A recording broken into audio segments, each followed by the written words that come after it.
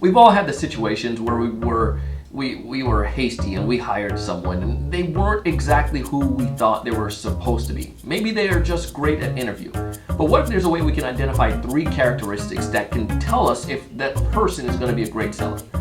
In this episode, I'm going to share 3 of those that I've seen and seen from my clients, and hopefully they can help you as well.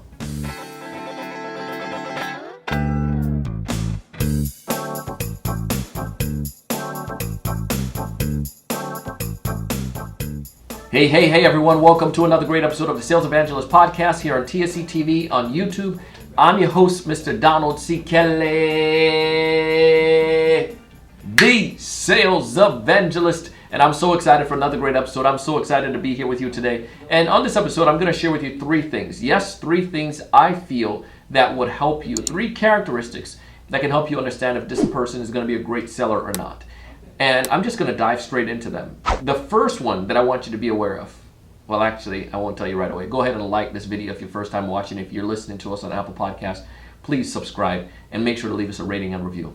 All right, now I'm going to tell you the first one. The first thing that I want to know if I'm hiring a salesperson or if they're going to be a good seller or not.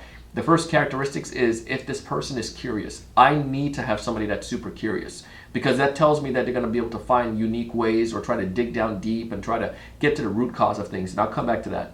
Number 2, the second thing that I want to make sure I can look at is that person resiliency. Do they have resiliency, and how much are they willing to go into doing something to figure out a solution? And then the third one, I want to make sure if this person is empathetic or not. Do they have empathy? And I'll give you a little bonus one, which ties back to number 2. Which I'll put 2 will tie back to number 1, but it's a bonus one. But the first one is curiosity. I need to know if someone is curious or not. This is important, right? If the person has a curious nature about them, they're going to be able to dig deep. When it comes towards identifying prospects' problems, we need to make sure we get to the root cause. People who are not curious, they typically take the surface level answers and they run with that. But if somebody's really curious, they're genuinely curious to finding out the real problem, they're going to ask further questions. They're going to go a little bit deeper. And by them going a little bit deeper and asking more questions, they're going to get some more intel. That more intel is going to help them to make better decisions, help them to manage their pipeline better, and it's also going to help them to be able to make sure their deals close quicker. I can tell you that when I first started off, I didn't have that characteristics as a seller. I was too worried about offending people if I went deep. I was too worried and timid that I don't have the authority to ask questions like that.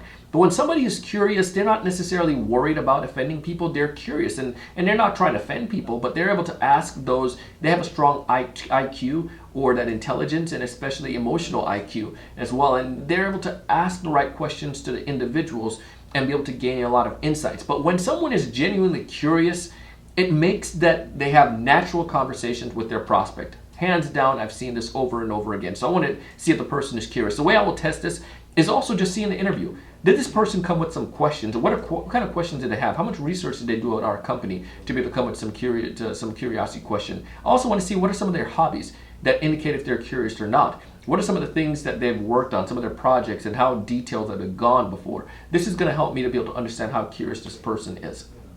Number 2 is going to come back down to resiliency.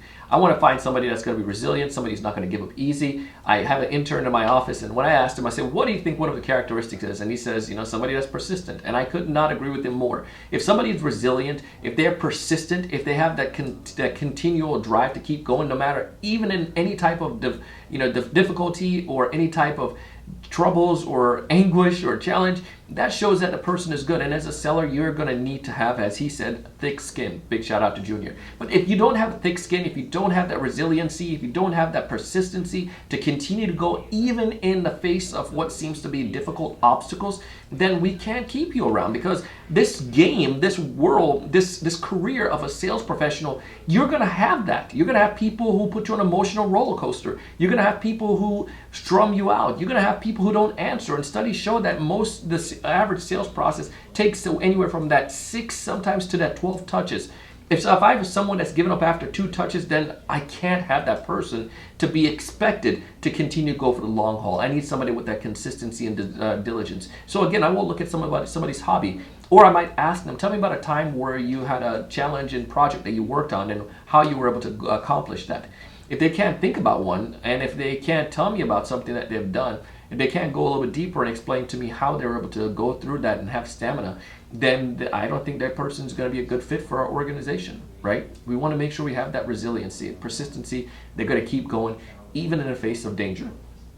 Not danger, but the rejection.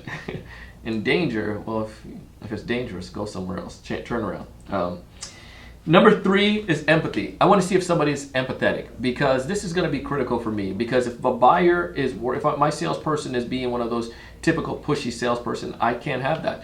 You know, people say when they're asked by anyone what they don't like about salespeople. I remember I did this on my Facebook group and also on my personal Facebook profile. One of the things people say is that salespeople are pushy.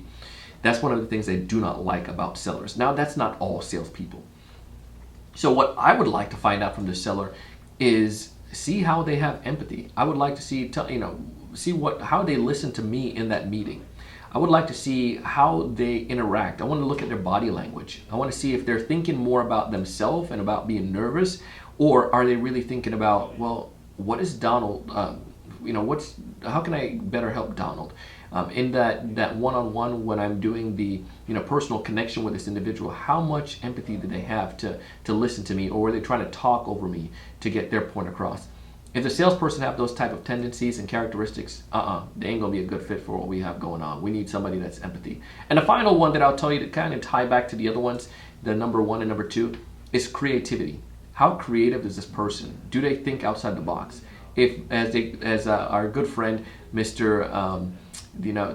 Seth Godin talks about in his book Purple Cow, I want somebody that can have that purple cow kind of thinking. I want them to think outside the box, because if we can have people that are persistent, that they're resilient, and that they're super curious, and they have empathy, and they have this creativity mindset and thinking outside the box, they're going to be able to come up with some really interesting ways on how to solve problems that I can't think about. And that's why we're paying them, to be able to do those things.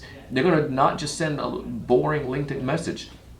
They're going to send videos. They're going to send different strategies, and those are the things that I want in a seller. So those top 3 things, I'll tell you again, the 3 characteristics: 1, curiosity; 2, resiliency; number 3, empathy. And the bonus one that I'll tell you is they have to